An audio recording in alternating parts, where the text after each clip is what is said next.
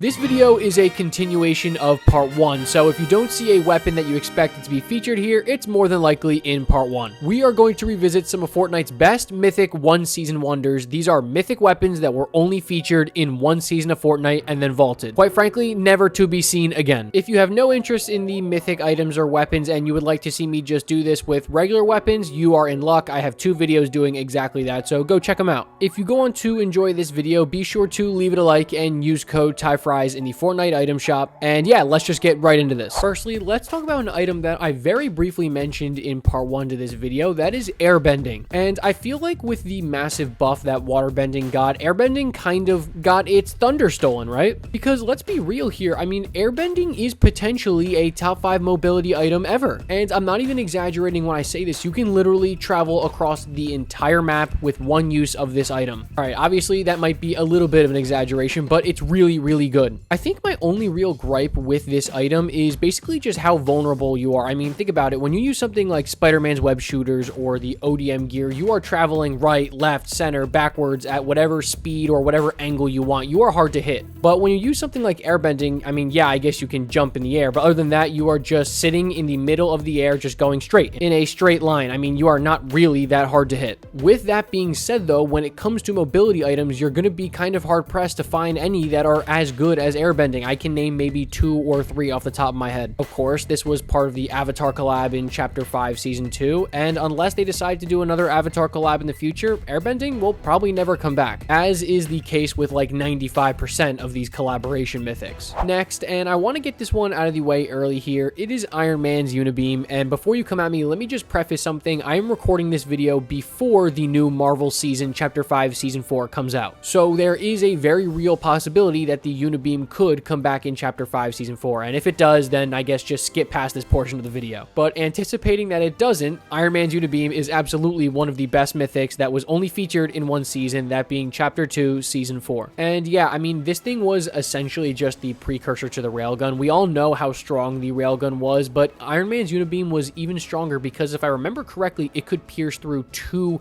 layers of builds, right? So the railgun, you could just counter that by placing a stair, right? Because the railgun would only go through the wall, not the stair as well. But if I'm remembering correctly, the UniBeam could hit through the wall and through the stair and still hit you, right? So going through 2 layers of build. So it made it so hard to counter this thing. There wasn't really like a loud noise when it was charging it up. There wasn't like a light indicator on your screen with something like the anime mythics. No, it was just a straight beam that would hit you. Now, granted, it wouldn't hit you for like an obscene amount of damage. I mean, it would basically be like getting hit with a sniper shot. But still, if you're able to enter a fight with, you know, minus 90, minus 100 damage, that is a really good thing. Or you catch somebody while they're weak and vulnerable and you know that they're going to have to box up, well, you can just take advantage of that, UniBeam straight through their box, they're dead. I always honestly felt like the UniBeam was the best superpower in Chapter 2 Season 4, and I'm interested to see what the superpowers in Chapter 5 Season 4 bring, if there are any that can overtake that spot. The only disadvantage I can really think of right now is that there's only one on the map, and you had to go to probably the highest contested POI in the entire game to go get it, that being Stark Industries, but if you got your hand on it, you're golden. Next, let's talk about the Ageless Champion Shockwave Hammer. This is a little bit of a cheap pick because if you watched either of my videos just like this, but the non-mythic editions, you'll know the Shockwave Hammer was on there. But this item is exactly the same. It does the exact same amount of everything, except it just has one more use. Well, it actually used to be one more use when the regular Shockwave Hammer had 4 uses, but then it got nerfed down to 3, which inherently made the mythic version that much better because now you got 5 instead of 3. And yeah, I mean, what do I even say about the Shockwave Hammer? It basically ran rampant the entire season, Chapter 4, Season 1. It was honestly one of those items where if you didn't have it, you were going to be at a significant disadvantage. That's like the only way that I can explain it, really. It really was that simple. If you did not have a Shockwave Hammer, especially going into endgame or something, there was probably a 90% chance you are not going to win that game. And any item where you're almost basically reliant on it to win a game of Fortnite in a specific season, yeah, that's got to be on this list, right? So, of course, here it is. Next, let's talk about Hollow Purple. This is a really interesting one that, honestly, when I was making this video, making the list of what items I wanted to put on, I kind of excluded Hollow Purple. But somebody left a comment on one of my videos, and you know exactly who you are, so thank you for that. They made a comment just saying, the Hollow Purple is just the plasma cannon, but in a mythic version. And so it only makes sense that the Hollow Purple gets a spot on this list when I basically put the plasma cannon on the list of revisiting some of Fortnite's best one season wonders, the non-mythic edition. Man, I really wish that video title was a little bit shorter so it would be somewhat easier to reference. But in a lot of ways, the Hollow Purple is better than the Plasma Cannon. The Plasma Cannon is limited to 5 uses, whereas the Hollow Purple is limited to only 3 uses, but you are essentially guaranteed more damage, and let me explain what I mean by that. The Hollow Purple was 100 damage on impact and then 10 damage continual for every time it like zapped the opponent, right? Where the Plasma Cannon, if my memory serves me right, was almost always 30 continual damage. There was no on impact damage. What a crazy item. Honestly, I mean, I guess you could probably put some of the other anime mythics here, like Deku's Smash, for example. They all inherently did the same thing, just in like different, cooler ways. But once I saw that comment that somebody made about the Plasma Cannon, I figured it was only right to include Hollow Purple on this list. Next, let's talk about Thorn's Vampiric Blade from Chapter 4, Season 4. And I couldn't believe that they did it, but they somehow made one of my favorite mobility weapons I've ever used in this game even better and more fun to use. I loved the Kinetic Blade in Chapter 4, Season 2, so when I saw they were bringing it back in Chapter 4, Season 4, I was excited, but they added a little bit of a twist to it. Of course, it not only functioned like your regular Kinetic Blade did, where you could just use it as mobility, but it also served as a melee weapon, which of course the regular Kinetic Blade does, so you're like, what does this thing do differently? Well, when you deal damage, 20% of it is actually siphoned into health or shield, so the dash will siphon 12 points, and the slash will siphon 14 in total. So not only are you actually doing the damage to the player, but it's almost like you're stealing their health or shield, and if you think about it that way, it's really cool. I don't know, I mean, look, I know a lot of people didn't use the Kinetic Blade for its weapon melee effect. A lot of people just use it for its mobility, and that's okay, but you can't deny that the fact that this is here, right, just makes it even better. It's like an added bonus. Even if you didn't care about the melee aspect, you still had an incredible mobility item, one of the best. I don't know, I was a big fan of this weapon, and I know a lot of you guys were as well. Next, let's talk about kind of a cheap pick here. I'll be honest with you, it's the enhanced Havoc shotgun, and in my opinion, simply put it, the Havoc shotgun is the best shotgun in Fortnite history, no question about it. It's crazy to say that, right, because I didn't think anything would ever beat out the original pump shotgun, but I feel like the Havoc has. So naturally, when you give it a mythic version, I mean, you can imagine how insane it was. Before its nerf, this weapon was able to do 250 damage on a headshot. That means that you could one-shot headshot somebody even in 0 build. They of course nerfed it down to 210 headshot damage, which is crazy to say a gun gets nerfed down to 210 damage. That was a necessary change, but still in builds you could one-shot headshot somebody. And let's be honest, even in no builds, if you hit somebody for 210 damage on a pump shotgun headshot, you're 99% of the time just gonna win that fight anyways. I mean, look, let's be honest, if the regular pump shotgun as we know it, let's say there was a mythic spaz shotgun, you would expect that to be on this list, right? So there's no surprise that the enhanced Havoc shotgun is gonna be on this list. I mean, if you hit every single pellet right on a body shot, you were doing 138 damage. I think the regular purple spaz does what, 105, 110 on a body shot. So think about how insane that is. I can't believe we got this, the overclock pulse rifle, the Kinetic Blade, ODM gear, all that stuff in the same season. It's hard to believe, but we did, and I think the enhanced Havoc shotgun was the best mythic out of that whole season. And I think the enhanced Havoc shotgun is more than deserving of a spot in this list. I kind of can't believe that I forgot it on part 1. Next, let's jump just one season forward and talk about the Cybertron Cannon. Of course, this weapon was brought in as part of the Transformers collab, and it was only in the game for Chapter 4, Season 3. And I'll be honest with you guys, this weapon was supposed to be in Part 1. It just fell down the list. I felt like there were some more deserving items, but still, the Cybertron Cannon was literally next up. It should have been in that part. I mean, it is basically, if you use it right, an unlimited rocket launcher that shoots a basically direct beam of plasma that has no fall off, by the way. You use something like a quad launcher, right? You have to aim that thing like 20 meters in the air. You use the Cybertron Cannon, people were shooting this 150, 200 meters, people were third partying, it didn't matter, it had no drop to it. You got some big boy beefy 100 plus damage, it had a huge area of effect. Many times you were hitting 2 or 3 people at a time, it would destroy so many builds. This thing was just a one-man wrecking crew. And if you paired it in duos, trios, or squads, you had 2 or 3 of these, good luck to any squad you face. The projectile traveled so fast that actually, if you guys remember like double heavy sniper for an example, you could do that, but with the Cybertron Cannon. Just have one person break the wall, and then a second after have somebody shoot theirs. You can catch any unsuspecting people, anybody healing, you can destroy them. It is one of the better explosive items in Fortnite history, and I don't really use explosives that much, but I can acknowledge greatness when I see it, right? All right, and for the final weapon on this list, kind of a surprise here, it's the Herald's Burst Assault Rifle. And I say Herald's Burst Assault Rifle, but essentially it's just the regular Mythic Evo Chrome. If I remember correctly, they did the exact same damage, but let me just say something, a 200 DPS for a burst weapon is absolutely criminal. And I mean that in the best way possible, criminally good. I can't believe that's even possible. The fire rate was unreal. If you guys remember the Striker AR from Chapter 5 Season 1, that thing had a crazy fire rate, and the Herald's Burst Rifle actually has a faster fire rate at 8.65 versus 8 with the Striker. And I think the thing that really sticks out here is the structure damage at 39 damage per bullet. So if you're shooting a 4-round burst, let's just do the quick math here, that's about 160 HP per burst. And that's key because fully built wooden walls have an HP of 150, and that also means that you can basically one-shot any build, particularly brick and metal as well, when they are freshly built. Again, the fire rate is what makes it insane. It's not like you're using some slow burst